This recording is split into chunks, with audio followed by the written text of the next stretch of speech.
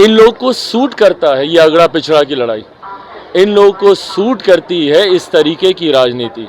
आंकड़े दिखाने से कुछ नहीं होगा भैया। 33 साल के बाद भी अगर सिर्फ आंकड़े दिखाकर इनको दिखाना पड़े कि इन्होंने कौन सी जाति के लिए कितना काम किया है और बदले में बिहार बदहाली की कगार पे खड़ा रहे। आंकड़े पूछ लें ये पटना के ही एसएसपी से जाके, जो बोलते हैं कि 30 दिन में 30 हत्याएं होती हैं, औसतन एक दिन में एक हत्या सिर्फ और सिर्फ पटना जिले में। इन लोगों की समझ के परे कि भैया आज की तारीख में महिलाएं हर क्षेत्र में पुरुषों से ज्यादा बेहतर काम कर रही हैं। तो मां महिम है वो महिला है और वो देश के सबसे वंचित वर्ग में से आती है। उसके बावजूद जब ये लोग ऐसी सोच रखते हैं, घृणा होती है इनकी सोच से। वो दिन दूर नहीं जब महिलाओं ने इनको जवाब दिया है और आने वाले समय में पुनः उनको जवाब देंगे। नमस्कार, आप लाइव बिहार देख रहे हैं। मैं हूं राजमोहन तिवारी।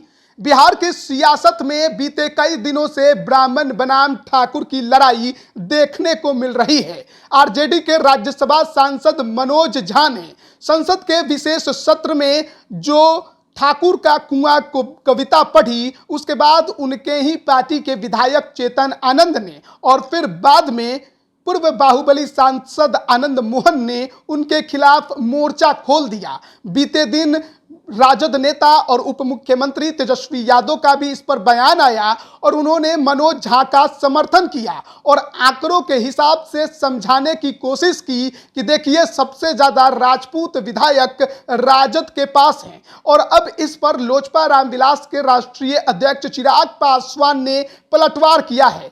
आंकड़ों का हिसाब देने पर उन्होंने तेजस्वी यादव को तो जवाब दिया ही, इसके अलावा आरजेडी के कद्दावर नेता पूर्व मंत्री अब्दुल बारी सिद्दीकी ने महिला आरक्षण विधेयक पर जो विवादित बयान दिया था उस पर भी उनकी जमकर उन्होंने क्लास ली है। सुनिए क्या कुछ कह रहे हैं चिराग पासवान। वहां पर हम लोग गए थे, क्यों नहीं गए विपक्षी दलों के गठबंधन के साथ ही?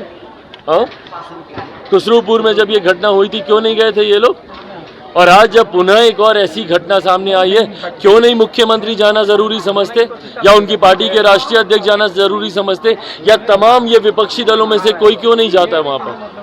हम लोग तो भाई गए थे वहां पर, इस घटना में भी हम लोग जाएंगे। पर जो लोग सत्ता में हैं, जिनकी जिम्मेदारी है न्याय दिलाने की, वो लोग अगर इस पे खामोश बैठेंगे और सिर्फ राजनीति करेंगे तो वो गलत है। चिराग पासवान जी अब्दुल बारी सिद्दीकी महिला आरक्षण बिल को लेकर सवाल खड़ा कर रहे हैं। वो कह रहे हैं कि अगर बहुलक वाली लिपस्टिक वाली महिलाएं संसद भवन में नौकरी करेंगी तो जो अति पिछड़ा वर्ग की महिलाएं हैं उनका क्या होगा? ये इनकी सोच को दर्शाता है कि महिलाओं को लेकर कितनी ओछी और छोटी सोच है। मेरी पार्टी पूरी तरीके से इस सोच की निंदा करता है जो महिलाओं को सिर्फ उनके रंग रूप वेशभूषा से जोड़कर देखते हैं। ऐसे में मुझे लगता है ऐसे वक्तव्य के ऊपर अपनी टिप्पणी तक देना, क्योंकि इन लोगों की सोच अभी भी उस मानसिकता के साथ उलझी हुई है जहां पर ये लोग महिलाओं को सिर्फ पर्दे में और चूल्हा चौखट के पीछे ही बांध के रखना चाहते हैं। इन लोगों की समझ के परे कि भैया आज की तारीख में महिलाएं हर क्षेत्र में पुरुषों से ज्यादा बेहतर काम कर रही हैं। उदाहरण हम दे, फ्लाइटें उड़ा रही हैं भैया, देश को चला रही हैं। हमारे देश के सर्वोच्च पद पर जो मां महिम है वो महिला है और वो देश के सबसे वंचित वर्ग में से आती है। उसके बावजूद जब ये लोग ऐसी सोच रखते हैं, घृणा होती है इनकी सोच से। हमारा एक ऐसा देश है जहां पे देश के रक्षा मंत्रालय का नेतृत्व हमारी महिला कर चुकी है। आज की तारीख में वित्त मंत्रालय जैसे सबसे बड़ी जिम्मेदारी एक महिला निभा रही है। और ऐसे में जब ये कुछ ऐसे नेता और ये ऐसे राजनीतिक दल जो महिलाओं को सिर्फ एक कैटेगरी में बांध के रखना चाहते हैं, वो दिन दूर नहीं जब महिलाओं ने इनको जवाब दिया है और आने वाले समय में पुनः उनको जवाब देंगे।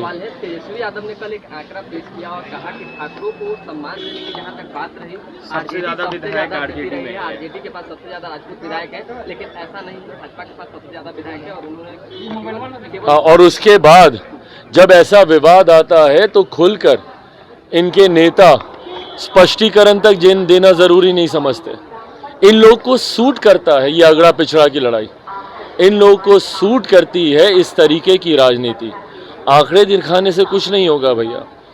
आंकड़े अगर आप दिखाएं, उससे ज़्यादा ज़रूरी है कि बिहार की जनता समर्थन करे।